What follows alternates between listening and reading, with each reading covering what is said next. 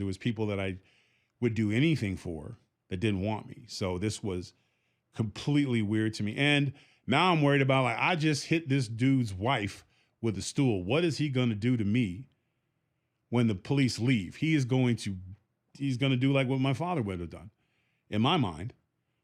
And so she goes in the hospital, and I think her daughter went with her, and it's me and my foster dad is in the house, and he's just looking at me, and I'm sitting there, and I'm just waiting. He told me to go to my room, and I went and sat. I was sitting in my room. Of course, I hid under the bed because that's what I always did. That's where I was most comfortable because I was waiting for the abuse. And he came in. He said, "Come on out here, and you and me are gonna go downstairs, and we're gonna have a talk." And I remember I went downstairs with him, and I'm still waiting for the attack. I'm still waiting for the which I is gonna get dotted today. And I was sitting there, and he was trying to explain to me. He's like, "That's my wife. I'm her husband. That's your mom, whether you like it or not."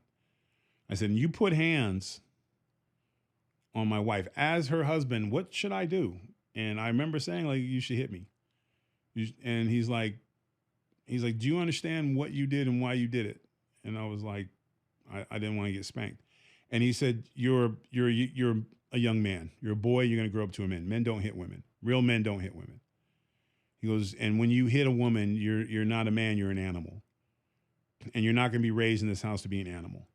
Now you need to pay for what you did, and you owe me for what you did. So here's what's going to happen: is you're going to get a spanking, and you're going to get a spanking from me." And he's like, "You're going to get 5 lashes with the belt for what you did to my wife, and then you and me are square."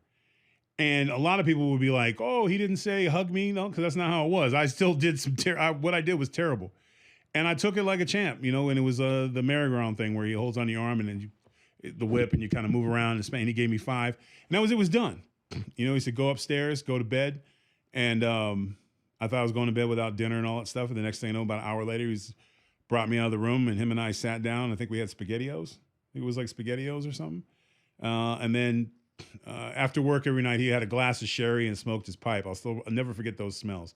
And I watched TV with him for a little bit, and then it was my bedtime, and he tucked me in, and he said, "Tomorrow will be a better day, and you're going to be a better person tomorrow."